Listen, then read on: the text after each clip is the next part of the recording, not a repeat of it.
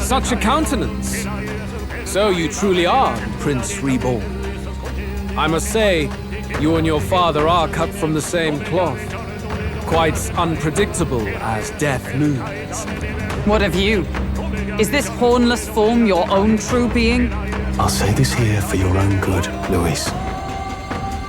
Hand over the royal scepter. Only the one who has earned the people's support is fit to be king. You and us. We can still end this without more bloodshed. No path forward is bloodless. The king may have avoided it, but the people will only shed his shed. That has been this country's crime for too long. Those in power exact the price of their greed from the people, then preach that such pain is a natural trial to be overcome. The indolent powers of this land have poisoned it with their lies. There is no cure but destruction. Who's the real charlatan here? You turn people into monsters and convince them it's salvation. Even Sorba, your most loyal vassal, you twisted into a monster. You promise protection to your devoted, yet always fall short of the mark. I have never lied. I swear upon my name, it is one of the greatest trespasses I can imagine. Have you never wondered why the king's magic is so strong for us? Or why the royal scepter can only be used by those who bear the public's favor? One royal hand clutching one bejeweled rod does not alone accomplish such wonders of magic. But what if it drew Magla not from its wielder, but from the masses? That is the truth. The royal scepter is a divine relic that absorbs Magla from people across the kingdom. And thus, the royal magic's power is near inexhaustible. Such has been the royal family's tradition for centuries, generations upon generations. Do you know what this means? Magla is mortal anxiety, which means that the people of this country now have no choice but to perpetually direct their anxiety to the king, simply to stay safe. Absurd. And how do you explain the people of the capital going mad? It was no madness that took them. The Magla spews from their helpless hearts at a rate far greater than the scepter can absorb. Hence the stagnation. The behavior now on full display is their inborn, true nature. When they cannot control their fears, they lash out at neighbor and outsider alike. And that is mortal weakness. That's who they really are.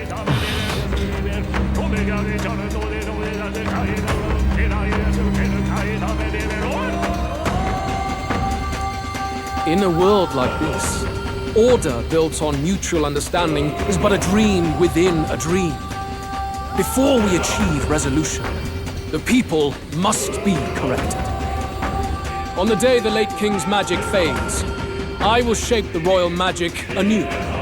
All the Magla gathered over these months of turmoil will be restored to the people. Those who can overcome it will be reborn as new humans. Thus, we achieve our first round of natural selection. Our first step towards a world truly fair and just. Natural selection? New humans? What absurd delusions. Delusions? You witnessed how the prince lost his very self to my spell, and then re-emerged with powers and will burning ever brighter. You mean you would do to the people exactly what you did to him? You would use the royal magic to inflict such horrors on all the crown's subjects? Those who follow me and accept the rule of power will surely survive by virtue of their own birth. But if they give in to fear, yes, they will lose both form and mind. That is what it means to protect those who follow. It is not a salvation given of empty charity, but earned through the providence of power. Then, that's your true ambition. That's why you sent Sorba to the royal funeral. You never even wanted the throne. It was all for the royal scepter. The shows of power, terrifying the people. It wasn't just manipulation. You justified all of that. man would turn all people into humans. It defies all sense. Worry not. You've proven you're more than worthy. I've little doubt you'll survive the first culling and move on to the new world. You mentioned earlier that we might still resolve this without bloodshed. Then, I put the same offer to you.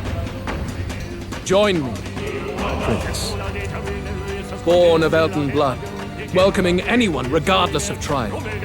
It is no coincidence that you and I take inspiration from the same book. Don't let him sway you, Your Highness. I know you detest injustice as I do.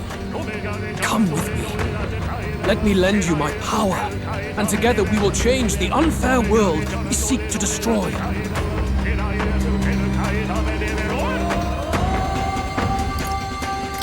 I don't seek to destroy this world or any other. Exactly!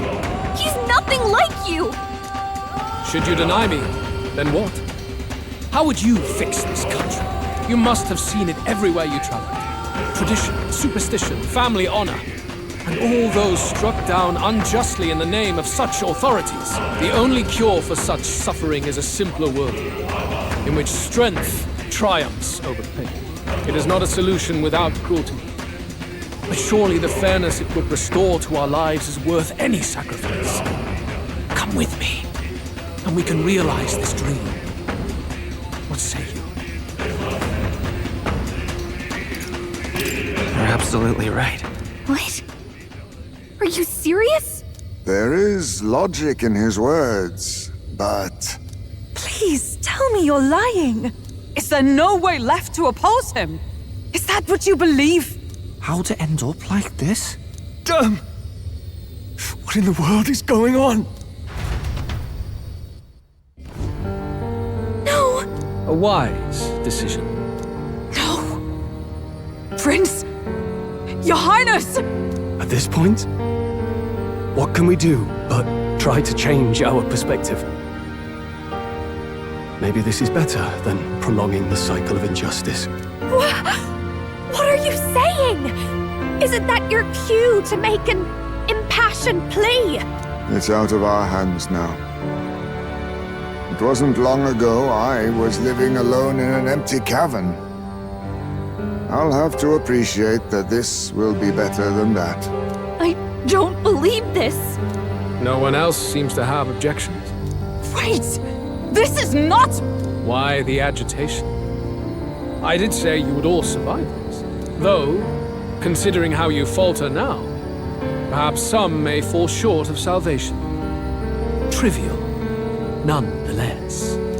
Behold, the new world dawns.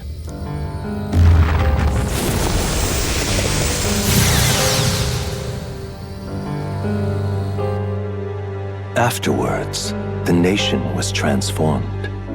It became a world of humans, with both Luis and the prince taking equal hand in its creation. On the day of that world's birth, it was also thus decided.